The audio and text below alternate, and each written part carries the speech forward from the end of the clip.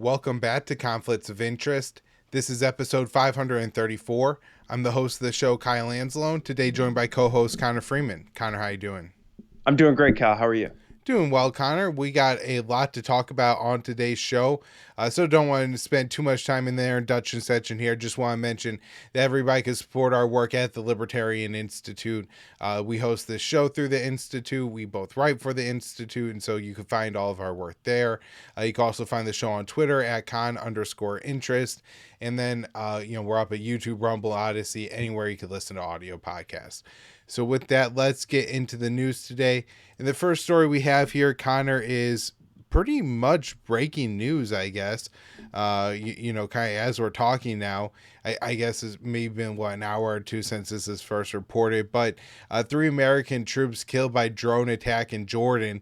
I just want to mention the time frame on it because, we don't have a whole lot of details on this attack so far. We don't actually know if it was actually in Jordan. That's just how it's being reported by the corporate media so far. The Jordanians actually said that the attack occurred in Syrian territory. It seems to have been around the Al Tanaf base. I read a report from J-Post, and I haven't seen this reported. I couldn't find this in another source, but J-Post reported that Iranian Ba'ath militias that operate in Iraq and Syria, so that would be, I'm presuming, like complete Hezbollah or a group like that, had carried out this attack. But we're such in the early phase, we don't know. One of the things we do know, Connor, is that Joe Biden is blaming Iran for the death of these 3 Americans. And so this is very concerning, I guess. Just, Connor, any details that I missed that we have right now that you feel are very important, and then initial thoughts on this. Well, to your point, I'm just looking at what they're noting in the Jerusalem Post piece here about the Iranian-backed militias in Iraq, and I wonder if I'm assuming it's the Islamic Resistance of Iraq that said this, but they're saying that they issued a statement early Sunday morning saying that they had targeted Al Tanf overnight. So that would, as you're saying, jive with the Jordanian statement that the attack was not in Jordan, it was in Syria. And so we're still waiting on seeing how this all develops. I think this is, the rotten fruit born out of this horrible Iran policy that Biden has had this entire time, of just greenlighting any and all Israeli aggressions against them and their partners. The assassination campaign that was the unprecedented assassination campaign and drone strikes that were launched in 2022. All the attacks on the covert attacks, the sabotage attacks on Iran's nuclear program throughout 2021. Completely trying to sabotage any sort of negotiations to have some level of peace and diffusing of tensions between the U.S. and Iran. And so they've made sure that both sides of the aisle are just vehemently against any return to the JCPOA and any kind of just normal relations with a country of 80 million people. I mean, if you want to have peace in the Middle East, the U.S. is going to have to get along with Persia, despite whatever Israel may want. And at the same time, we're just, the whole world views, including most of as you pointed out recently, most young people and Democrats see this White House as being complicit in genocide. And you have this problem where whenever we underwrite all of Israel's aggressions in the region, we're going to get attacked for that because we're the world empire and they're our client state, and there's no ambiguity about that for anybody who lives in that part of the world. And so in the meantime, the whole media is now going to say that Iran did this to us, they killed our boys, and now Biden has to do something. And what I fear is the Biden administration is their foreign policy, just like everything else, is all about domestic politics. And that's mostly what the Israel stuff comes down to, because none of this serves any strategic interests or any American interests. It's not for our own good. Maybe if it is for our own politicians and the military industrial complex. But so he's going to probably, who knows? I mean, whatever happens next is going to be a very significant, potentially catastrophic escalation. I have no idea what it's going to look like. We're going to find out soon. But as you can imagine, I think we're all thinking the same thing, that just this is the worst possible administration to put the American people in this position. And I hope that we just do not fall for the usual scam and go, well, Americans died, so now we have to go to war, instead of blaming the politicians who put our, sons and daughters in harm's way and got them killed for no good reason. They're the ones who should be held accountable, not, you know, we should not be going to war with Iran or any other country in the Middle East. But that's what's going to be offered up as the conventional wisdom. Yeah, very good points, Connor, because we do have, kind of Joe Biden, who is, I think, very prone to following the conventional wisdom, and what he has always done on foreign policy, and what he has always done is given unconditional support to Israel, and how you respond to any escalation was with an even bigger, and, I think kind of by the Pentagon standard, a more overwhelming escalation that actually goes to the point of that the other side has no choice but to de-escalate. And so I think, yeah, you're absolutely right that there's a real risk here that he follows down that path. Now, I guess the one thing that I'm hopeful for is, it does seem that we're at the point where whatever happens next, it's going to be a major escalation. And so let's hope that both sides see that, and maybe, we have a response that it looks more like the aftermath of the Soleimani assassination, where, the U.S. service members, over 100, receive, traumatic brain injuries, concussions, and that attack. That's a very serious response, that Iranian missile attack on the U.S. bases in Iraq.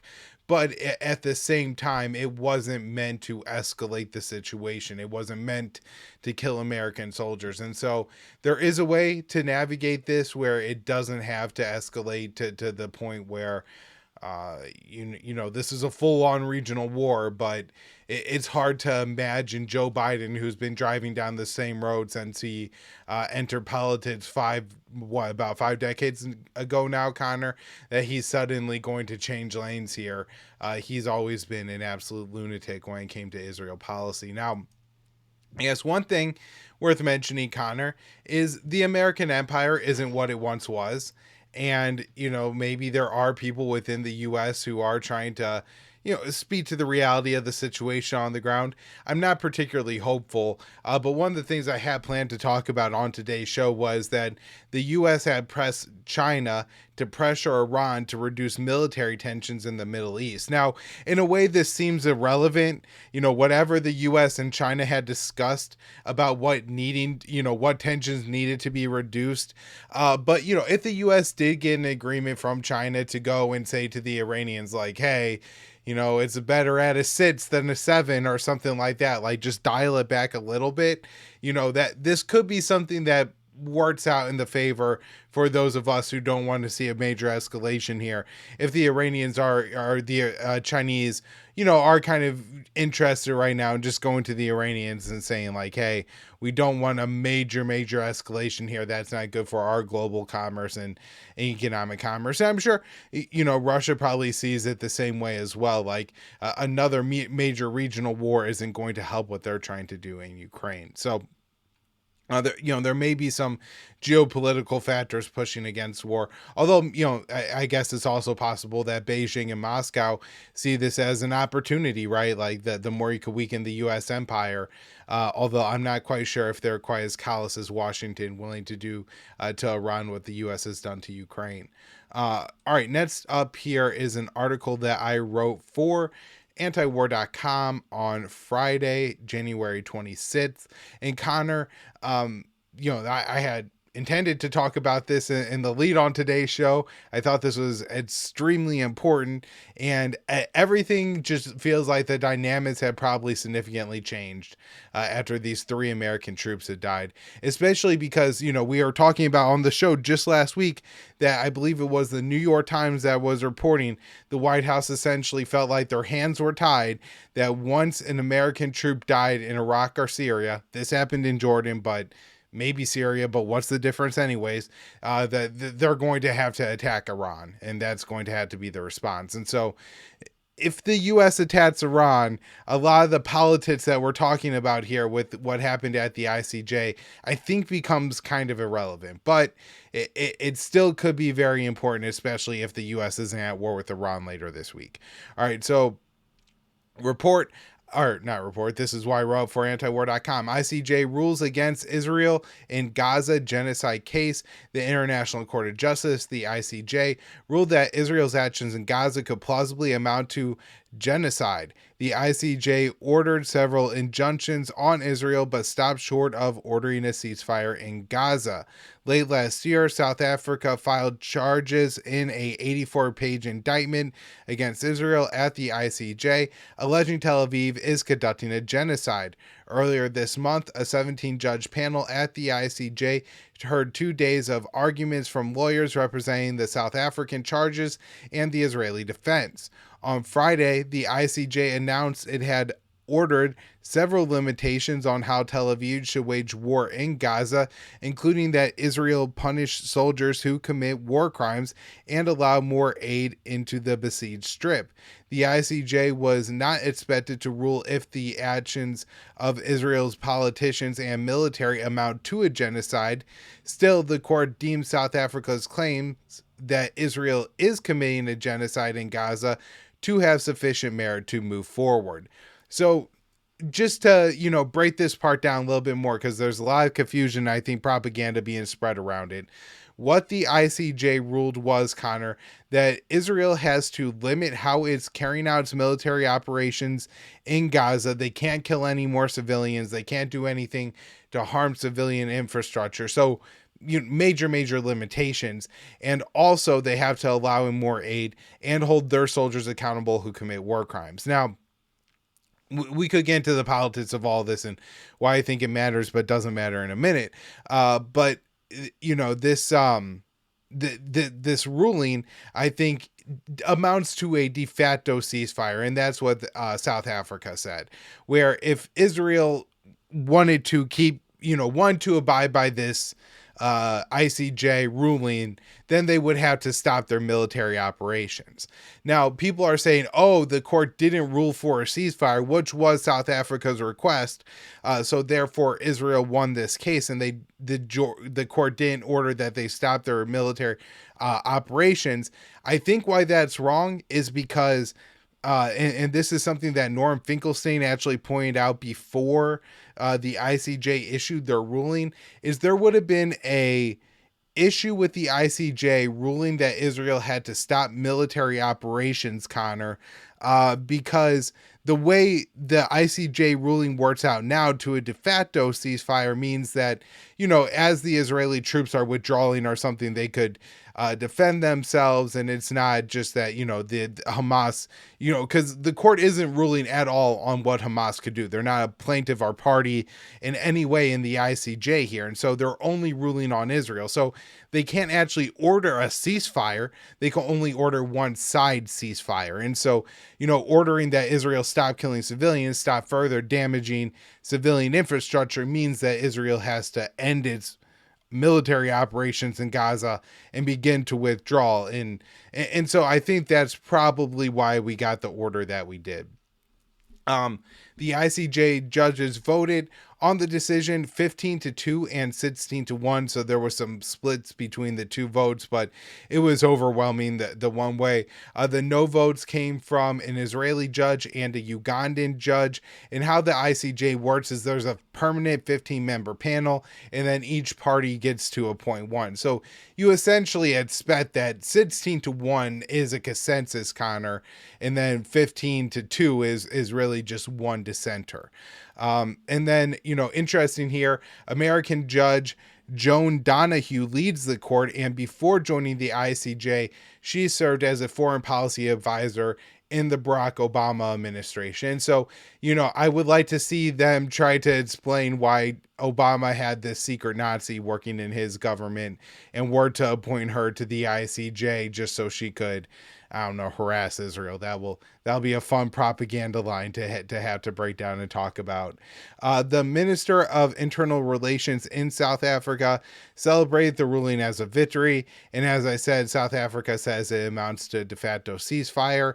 However, there was some resentment towards the court for failing to order an Israeli ceasefire. And I thought it was at least worth noting that especially Palestinians who are in or around Gaza seem very upset by the ruling that the court failed to order a ceasefire. And I understand why, but I think the reason that people are celebrating this as a victory, Connor, is because of what Trita Parsi puts out nets, and I'll get to that in a second. So while Tel Aviv has said that it will ignore the ICJ ruling, and Washington has routinely dismissed South Africa's genocide argument as meritless, the ruling will likely do significant damage to Israel's reputation around the globe. Executive Vice President of the Quincy Institute, Trita Parsi, explained that the ruling was a massive victory for Palestinian movement. This is a devastating blow to Israel's global standing. To put it in context, Israel has worked furiously over the past 2 decades to defeat the BDS movement, boycott, divestment, and sanctions, not because it will have a significant economic impact on Israel, but because of the manner it could delegitimize Israel internationally. However, the ruling of the ICJ that Israel is plausibly engaged in genocide is far more devastating to Israel's legitimacy than anything BDS could have achieved. President Joe Biden has maintained unconditional support for Israel. Washington has continued to supply Tel Aviv with bombs, even as Israel has used American weapons to attack civilian targets in Gaza. Support for Israel is becoming a political liability for Joe Biden and his 2024 re-election campaign. His events are regularly disrupted by chanting of Genocide Joe. The campaign even hired an advisor to help mitigate the impact of the protesters. However, the president is struggling in polls against his Republican challengers. One survey showed Biden lagging behind former President Donald Trump among young and Hispanic voters. And an Economist poll released this week shows that nearly half of all voters in those demographics believe that Israel is committing a genocide in Gaza. Overall, a third of Americans say that Israel is committing a genocide in Gaza, and that was before the ICJ ruling. So we have a little bit on the White House response here. One, the White House doubles down on claim that South Africa's genocide case against Israel is meritless. During a White House press conference, a reporter asked, and so this is, her statement as right now, so I'm sorry it's not worded exactly clear, but she's basically asking that with what the ICJ ruled, before you had said that the South African case of genocide was meritless, counterproductive, and completely without any basis in fact whatsoever. And she asked John Kirby what he, if he still agreed with that statement, and he said, "Yes, ma'am." And then when pressed further, Kirby claimed the ICJ concluded Israel was not committing a genocide. He said, "Comments like that are certainly also counterproductive and unhelpful. No question about that." And he's referring to, the statements that South Africa brought up in their case, where you have all these Israeli officials, including Prime Minister Benjamin Netanyahu, calling for the genocide of the Palestinian people. So he's, dismissing those statements. But he said, "But we haven't seen any indications that the Israeli Defense Forces are getting up out of the rack every day, putting on their boots on the floor, and saying that their whole effort is to go exterminate the Palestinian people. They're trying to eliminate the threat of Hamas poses." And this is just untrue based on the case that South Africa put forward that was accepted by the court, where you have the Prime Minister of Israel citing Amalek, and this is a biblical story where the Israelis are instructed to Israelites are instructed to go out and slaughter all the people of Amalek, their children, their animals, and everything like that. And then you actually have troops chanting that as they're carrying out their military operations. And so that certainly cuts against what Kirby is trying to spin there. And just on the election, this is from Detroit News. Arab and Muslim leaders in battleground state reject meeting with Biden campaign. Detroit News reports the organizer of a planned meeting between President Joe Biden's campaign manager and a group of Arab and Muslim American leaders in Dearborn, Michigan, said it was canceled on Friday after some in the wider community objected to the gathering amid fury over Biden's handling of the Israel-Hamas war. Some American Arabs and political leaders from Metro Detroit, who are Democrats, flatly rejected any overtures from the Biden campaign until the president advocates for Israel to cease its military assault on Gaza. And so we will see how far they go with that. Next up, Connor, is another story that I think on a normal day probably could have just been the headline for the whole show here. Pelosi calls for FBI to investigate pro-Palestinian protesters. And she made these comments on CNN. She said, I think some financing should be investigated, and I want the FBI to investigate that. And now the CNN lady like teed her up to make this absurd statement, but she was responding to a question saying if Moscow was behind the Palestinian protesters, which is a really disturbing thing to allege. Imagine if the Republicans were trying to do that during the Black Lives Matter protests. They would have been denounced as racist by the Democrats for doing such a thing. Yeah, her red baiting is pretty crazy. She starts saying that, you know who else wants a ceasefire? Vladimir Putin. That is the Putin argument. That is the Putin position, just like with Ukraine.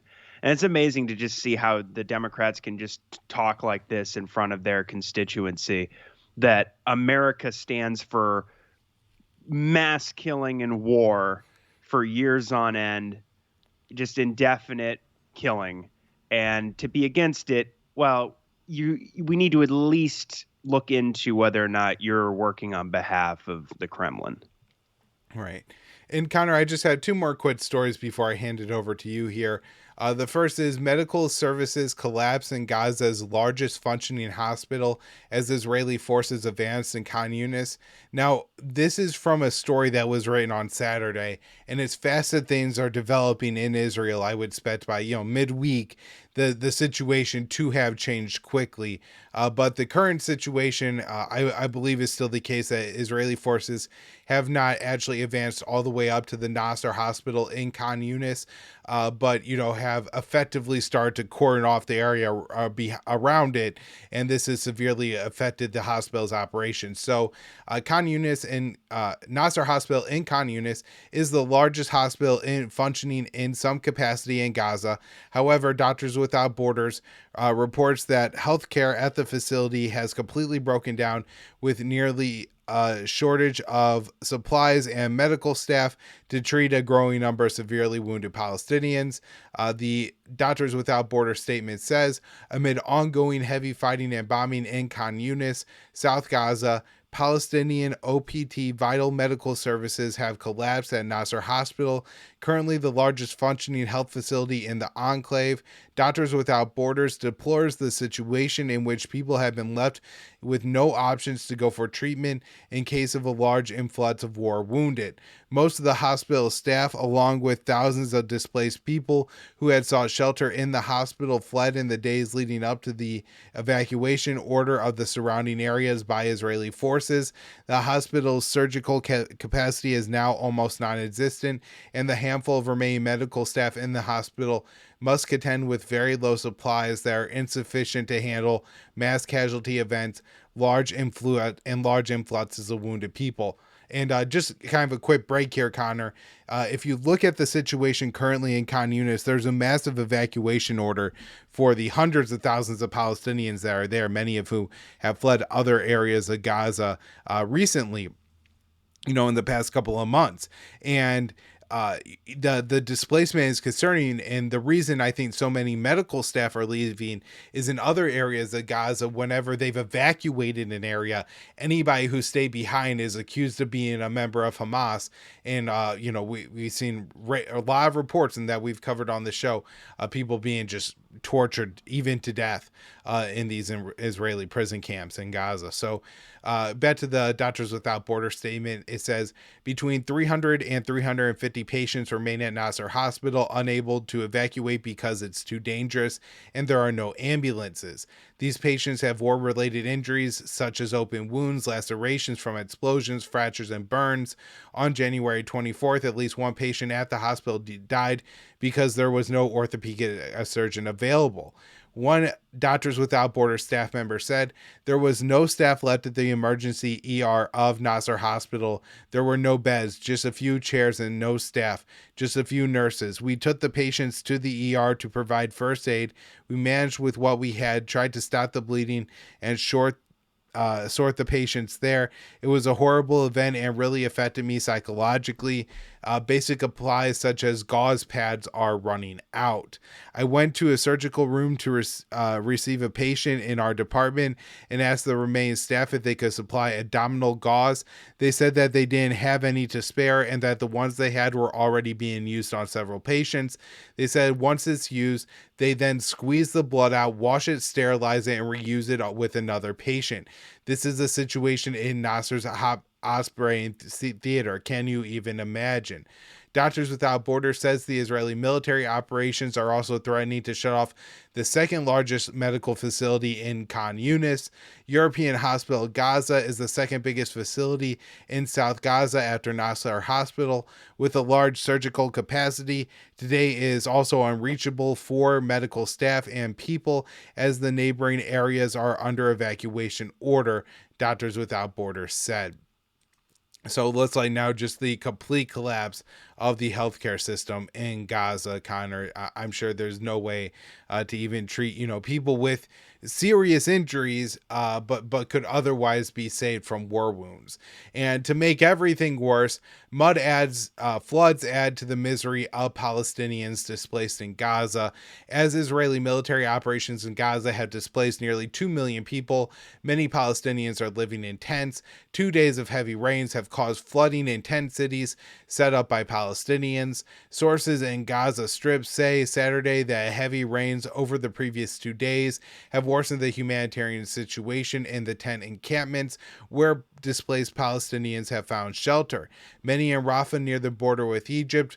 Photos show videos shared on social media show huge puddles, heavy mud, and tents that have filled with water, forcing out the people taking refuge in them.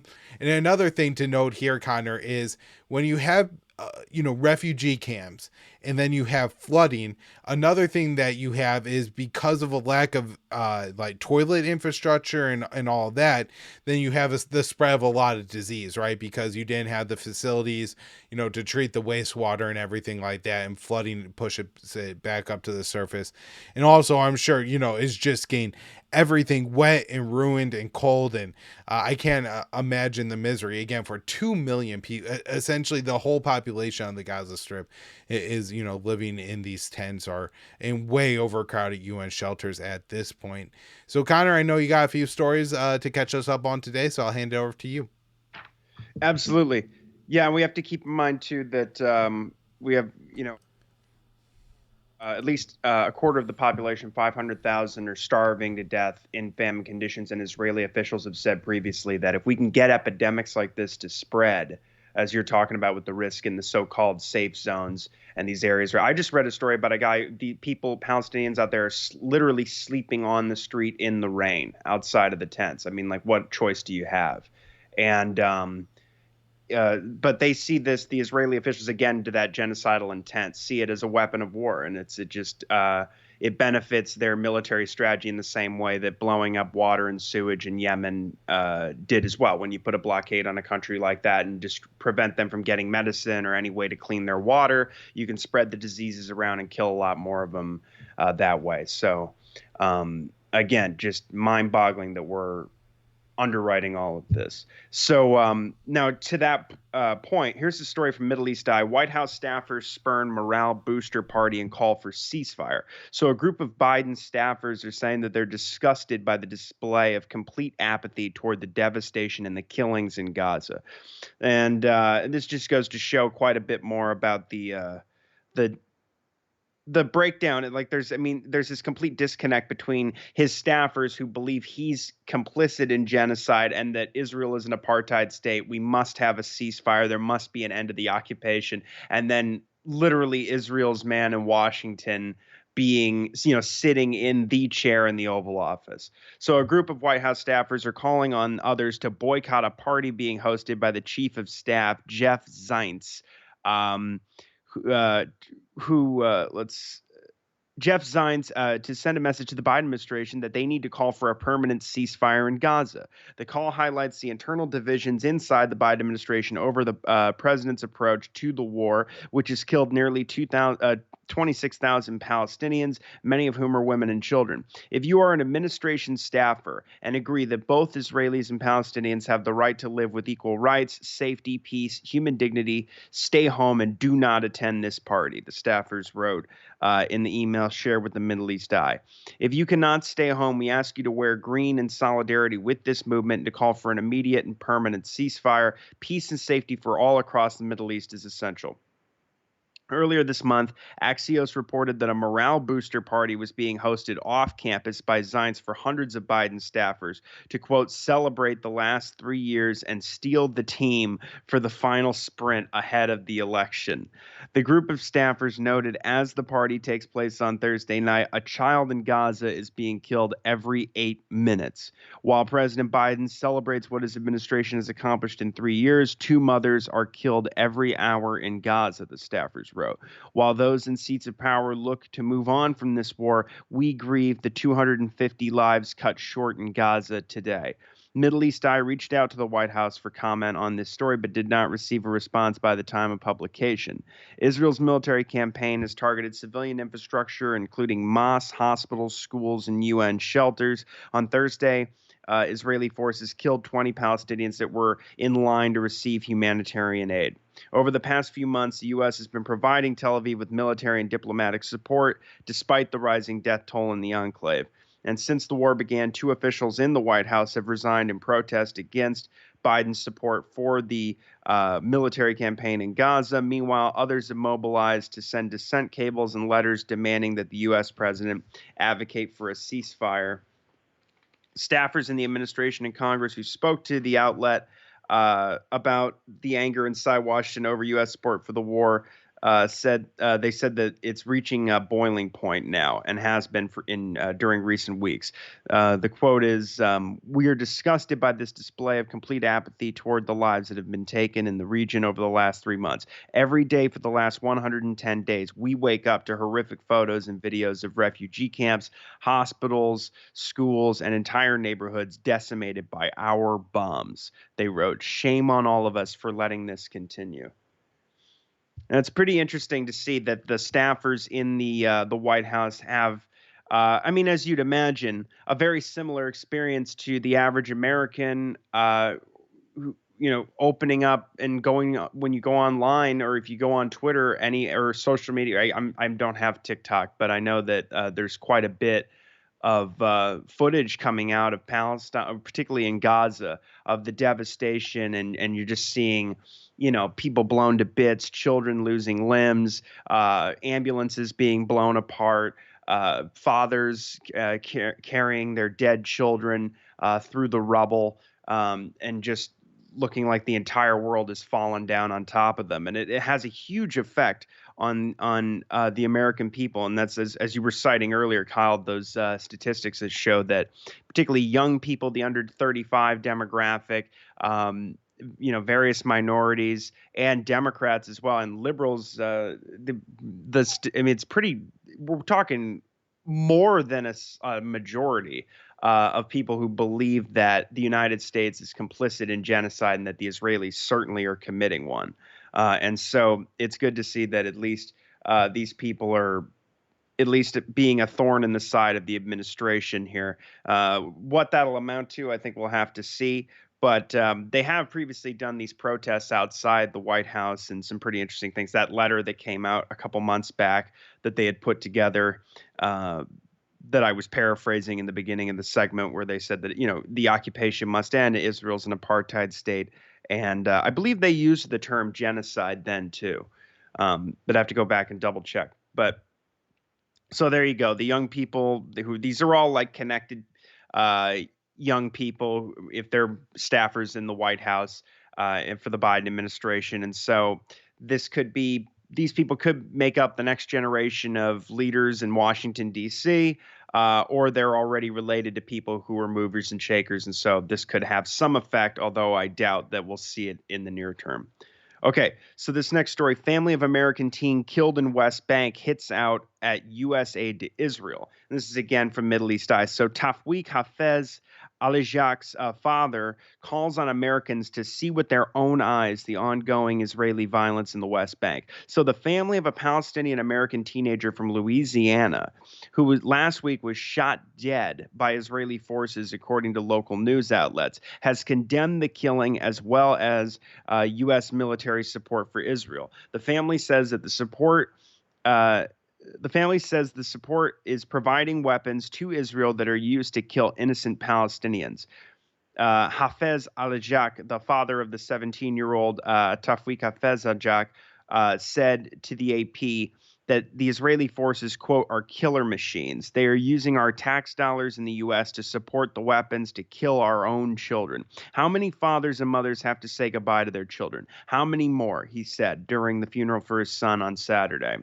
He further called on Americans to, quote, see with their own eyes the ongoing violence, both from Israeli settler attacks and Israeli military raids taking place in the occupied West Bank. Al-Ajak was born and raised in Gretna, Louisiana, across the river from New Orleans. Last summer, his parents brought him and his siblings to Al-Mazraz al-Ash uh, Sharkia, Shakia, which is a village in the West Bank, to help their children reconnect with their Palestinian heritage and culture. This was obviously before the October 7th attack and the ensuing onslaught against Gaza. He was and also the death toll just in the West Bank since the 7th is nearly at 400 at this point. But so they say that he was a New Orleans native, a New Orleanian, just like me and you. Mohammed Abdel Jabbar, the boy's uncle, told WDSU, a television station in New Orleans. Al-Ajak's relatives and local Palestinian news outlets said that he was killed by Israeli forces using live rounds. The live ammunition struck him in the head, and he died en route to the hospital. It's not exactly clear. There's been calls by Rashida Tlaib for the U.S. to lead its own investigation into what happened. And I believe there's been some significant agitation from other members of Congress for the Israelis, at least. The State Department even has insisted that the Israelis carry out an investigation and claim that they were devastated by this killing. Now, I certainly don't think Tony Blinken was devastated at all. But and it's hard to take anything the State Department says about this entire conflict seriously. But I mean, this is a huge deal. I mean, this is like when Shireen Abu Akleh had her whole face was blown off by an Israeli sniper, an American Christian woman who had worked for Al Jazeera for 25 years, an American citizen, a journalist, the voice of Palestine, as she was known. Of course, nobody was held accountable for that, and Biden went over to Jerusalem about 2 months later, and I believe gave Yair Lapid, then Prime Minister Yair Lapid, a big hug and said that our relationship with Israel is bone deep. Make no mistake about it. No ifs, ands, or buts, which is typical of Biden. But this, I mean, there's so much more attention being paid on what's going on in Palestine and the oppression of the Palestinians and the apartheid totalitarian regime that they suffer under. Not just where we're seeing, I mean, to call what's happening in Gaza apartheid is, I mean, the understatement of all understatements. It's a genocide. But in this case, people can actually see and understand that, like, wait a minute, so they're killing Americans too, and the American government isn't doing a thing about it. You have to have people on the fringes like Rashida Tlaib to say that there should be an American investigation and people should be held accountable, which is like a totally reasonable position. And of course, I hope more people look into what happened to Shireen Abu Akleh and also Rachel Corrie, of course, who was another American citizen who in 2003 she was a peace activist. She was protesting the demolition of a Palestinian family's home in the Gaza Strip before the siege and the disengagement policy was implemented, and she was run over by an Israeli bulldozer.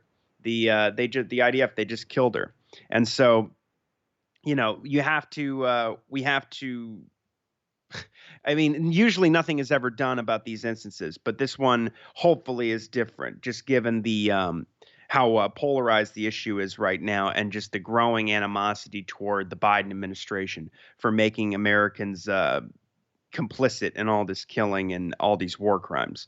And so Israeli police, meanwhile, say that this young boy was shot dead amid an incident, quote, ostensibly involving an off duty law enforcement officer, a soldier, and a civilian. It's kind of unclear yet from what I've read. He was in a truck, and then you had an Israeli settler in a truck who was shooting at him. And then you had, as they were trying to get away, him and his buddy who were on their way to put together a barbecue in the West Bank. They were shot by an Israeli soldier who was coming in the opposite direction. So it's not exactly clear who killed the young man, but it was either the settler or the Israeli off-duty policeman, as they're describing him. And again, the Israeli police are not mentioning who shot the teenager. The police added that the gunfire during the encounter was directed at persons, quote, purportedly engaged in rock throwing activities, of course, but this has been disputed by his family, and in all the articles I've read, the Palestinian, I believe it's the PA, are saying the same thing, that this is not the case. So the Biden administration says it's seriously concerned by the reports of the killing and called for an urgent investigation into the matter. The United Nations Office for Coordination of Humanitarian Affairs, OSHA, reported that as I say, the number has gone up quite a bit, but at least so Al Jazeera is currently, let's see, I didn't check the Al Jazeera live tracker today, but Mondo Weiss keeps track as well, and they're saying that the death toll in the West Bank is nearly at 390 since October 7th. OSHA is saying that the UN is saying that 348 Palestinians have been killed either by Israeli forces or Israeli settlers since October of 2023. Alajak's death echoes a similar killing in 2022 when Al Jazeera journalist and American citizen Shireen Abu Akleh was killed by Israeli forces during a military raid on the Jenin refugee camp. And as they note here, the killing of Shireen did spark mass outrage from rights groups and civil society within the U.S., as well as lawmakers who called for an investigation into her murder, urging Washington to restrict aid to Israel. At the time of her death, Israel denied that its forces killed her, only to later backtrack and say that she was erroneously killed by their troops. However, despite a months-long effort by her family, which included multiple meetings with American officials, as well as formal requests for the ICC, the International Criminal Court, to investigate the matter, justice remains elusive for the Palestinian Americans' family. Since the war in Gaza began last October, U.S. military aid to Israel has become a focal point for both its proponents and opponents. A growing number of American lawmakers are calling for the Biden administration to rein in its support for Israel, which is currently facing an allegation of committing genocide in Gaza at the International Court of Justice. And they note here at the end that 5 Democratic senators announced last week that they would back an amendment introduced by Senator Chris Van Hollen, requiring countries that receive American weapons to use them in accordance with humanitarian and U.S. law. This brings the total number of senators backing the amendment to 18. That amendment, if passed, could condition military aid to Israel. It sounds like we might. I mean, it's just unbelievable. I mean, like with the laws that we already have on the books, like the Leahy law, the Leahy Amendment, that we're not supposed to be arming military units in foreign countries that are committing war crimes or crimes against humanity. And it's just, everybody knows that that's exactly what Israel's doing. And that was the case for years and decades before what happened on October 7th, as if that changed everything. I mean, that is really the argument you get from the Israelis. It's like, well, now we can go ahead and commit genocide because there was a terrorist attack. But everybody knew that if you put people into a open air prison, a concentration camp, and bomb it routinely, and you call it mowing the lawn so as to subdue them and cripple their ability to function as a society, or to resist you in any way, when you're starving them, poisoning them,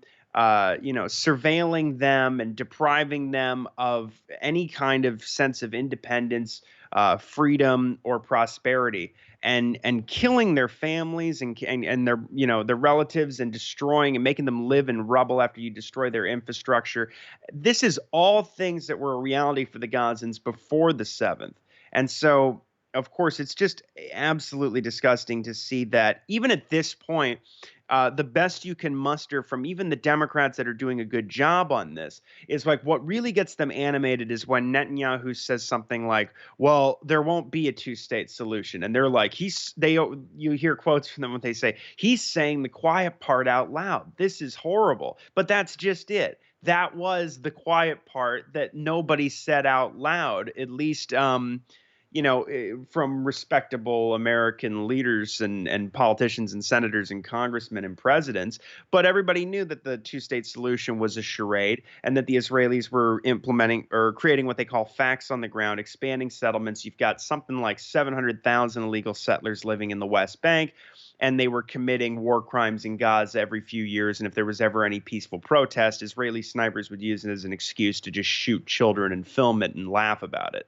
So, I mean, it's just like, I mean, it's amazing that there's going to be, if like that there's any kind of debate, and what do you do? How do you tell Israel to abide by humanitarian and American law? We actually have it on the books that we cannot, our government cannot be complicit or it cannot aid and abet a genocide. And yet this is exactly what we're doing right now. So, which brings me to my next story.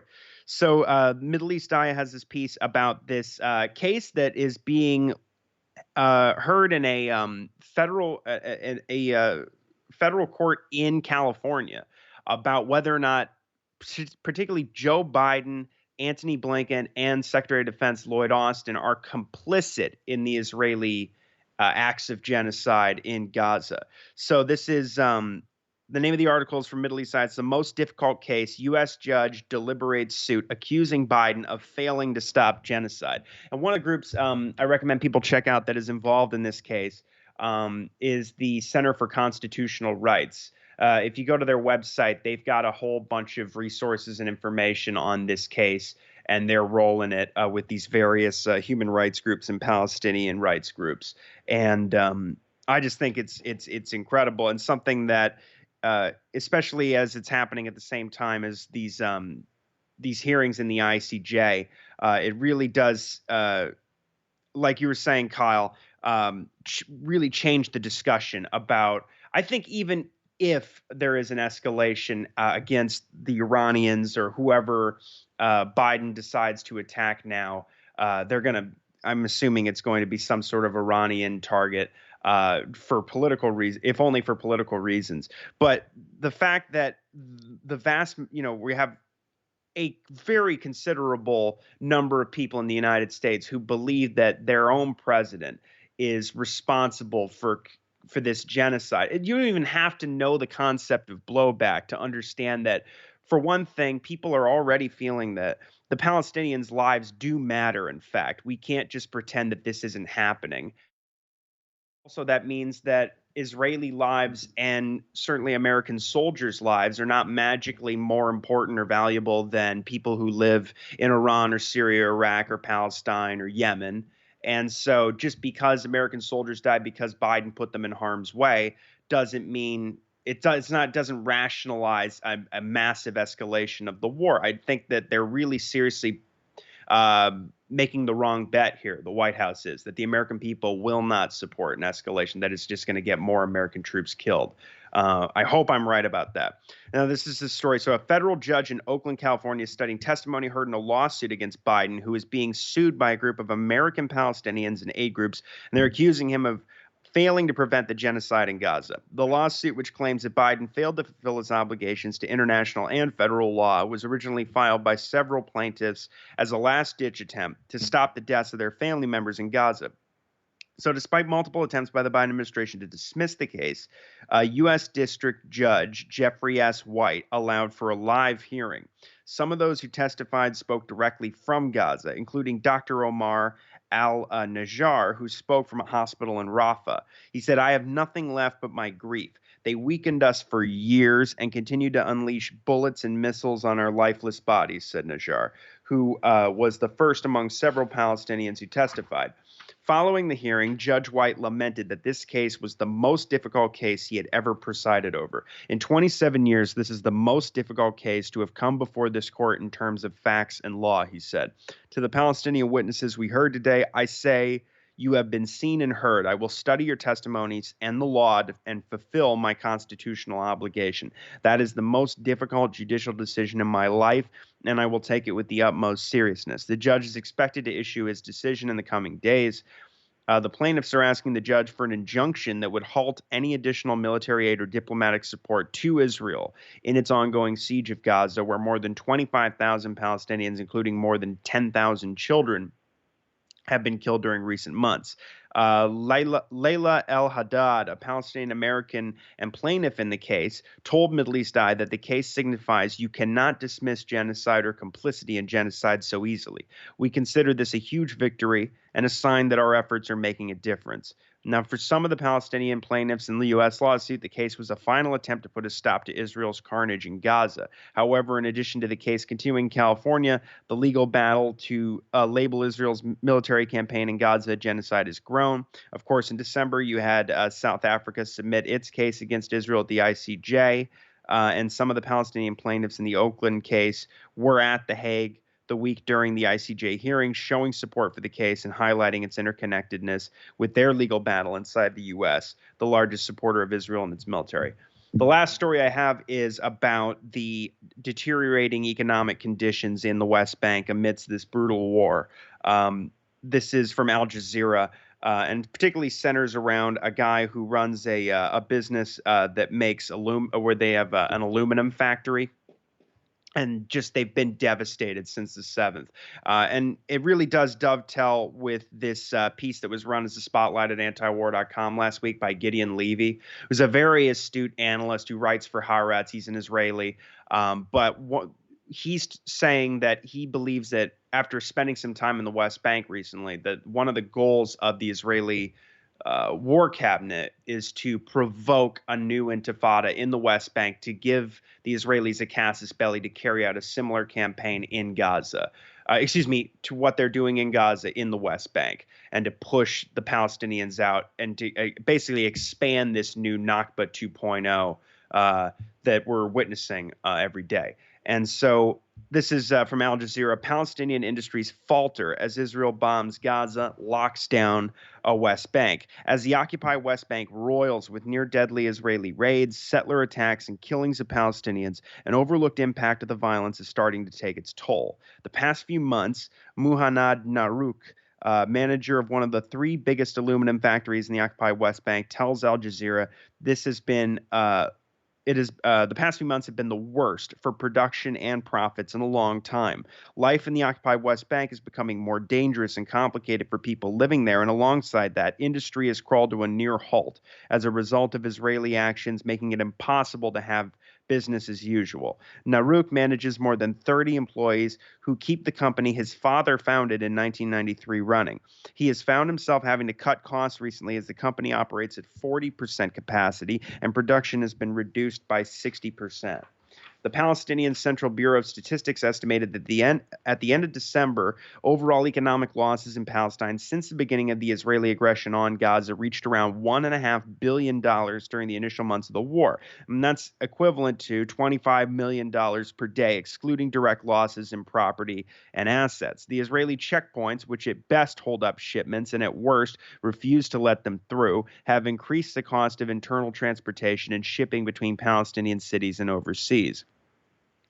Conversely, importing raw materials has become a logistical nightmare, significantly inflating production costs at a time when demand is plummeting due to the war. Narouk added that the checkpoints also affect the ability of workers to get to work on time, with truck drivers having to reroute their shipments, which exposes them to danger in addition to the time it wastes. Importing raw materials, as Narouk does from countries including China, Italy, Spain, and Turkey, has been complicated by the closure of ports at the beginning of the war, leading to delays that result in further inflated costs. A shipment from China, he said, used to cost $1,650 before the war, but skyrocketed to over 7,000 to $7,600 afterwards. That's an increase of 360%. The kind of rise in costs that he is not sure he will be able to absorb for much longer, especially as delays mean canceled orders and contracts. Samir Hasbun, Secretary General of the Federation of Palestinian Chambers of Commerce, Industry, and Agriculture, told Al Jazeera that both extractive and transformative industries in Palestine are in trouble. He added other factors such as fluctuating exchange rates for industries that import raw materials also play a big role. Narouk and other business owners who service the construction center as he does have found their sales plummeting as construction has come to a near standstill. As fewer and fewer public and private sector employees receive their salaries, Palestinians who used to work in Israel are barred from crossing the checkpoints. There is less money for even individuals to complete construction projects. While October to May is usually the construction high season, this year was a season of significant loss instead. Collecting money owed on older orders is also becoming more complicated because checks are bouncing as the people have who wrote them a few months ago now have empty bank accounts. In just one day, Narouk reveals he had about 67,000 shekels or $18,000 worth of checks bounce. He is not likely to try to go after these individuals either, he says, as it is not possible to expect them to pay off such amounts when the situation is so dire for all Palestinians. But losing out on this potential income burdens his company financially even more. Hasbun predicts that if these conditions continue, there will be numerous economic collapses. For example, he says only 30 to 35 of Bethlehem's 130 stone and raw material factories are operational. Narouk has felt this pinch in all aspects of his life. As the father of two, had to postpone maintenance and renovation projects for the family home and may find himself reducing household expenses if the war persists. He has kept his employees on and continued paying them, but he acknowledges that this may not be possible for much longer if the war persists, at which point layoffs will be necessary. His employees also worry about their livelihoods. They consider themselves lucky to still have jobs, but know full well that the situation is very precarious. Rakan Ibrahim Abu al-Hur, who lives near Bethlehem, considers himself lucky to still have his job cutting and processing aluminum rolls. Responsible for supporting his parents and 5 siblings, he really hopes the situation improves soon. He tells Al Jazeera how difficult it is to communicate back and forth in his village of Ash-Shawahara to Bethlehem for work, or to commute back and forth, I should say. And the checkpoint at the city's entrance is frequently closed, or the inspection lines are long and slow, delaying everyone who is trying to get through. He says, I hope this all ends soon because if the war doesn't stop, everything will collapse and I'll lose my job. And one of the points Gideon Levy makes in his piece about, the checkpoints have just been, and the fortifications and the impediments to normal daily life for Palestinians have been just worsened to the nth degree by the IDF since October 7th. I mean, really, they're taking it so many steps further and cutting off all these different villages from each other, all these different towns and cities from each other.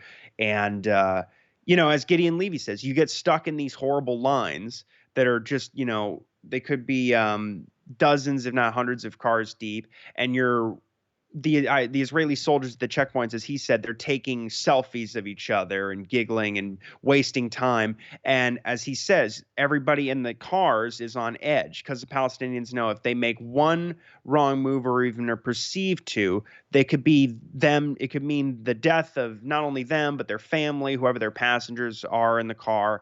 And it's just an absolute nightmare. And as we say, we'll be covering it more on next week, but there's just there's a huge report out in Haaretz recently about just horrible abuses and crimes being carried out by the Israeli settlers who are joining the IDF in droves right now, as we had been talking about the last few months. And so there's just, the West Bank is becoming a major pressure cooker in the same way that Gaza is. And this is one of the reasons why it's important to keep our eye on what's going on there as well as Gaza, because it looks like they're getting ready to, there's going to be a response, presumably, from the Palestinian people. I mean, look at this, what they're doing to the economy. I mean, can you imagine being like a teenager, a young boy growing up and seeing his family impoverished like this and just abused on every level, and what the IDF does, maybe if they're abusing your mother or your sister or whatever. I mean, you're just putting these young men in a situation where they have to respond.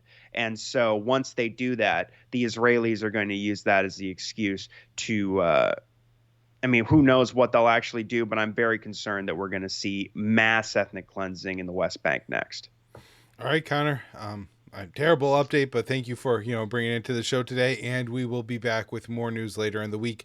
Again, I will have a bonus episode out probably tomorrow. We'll see how quickly the situation develops in the Middle East, but likely expect another show Monday or Tuesday. Thanks, everyone. Thanks, Kyle. Thanks.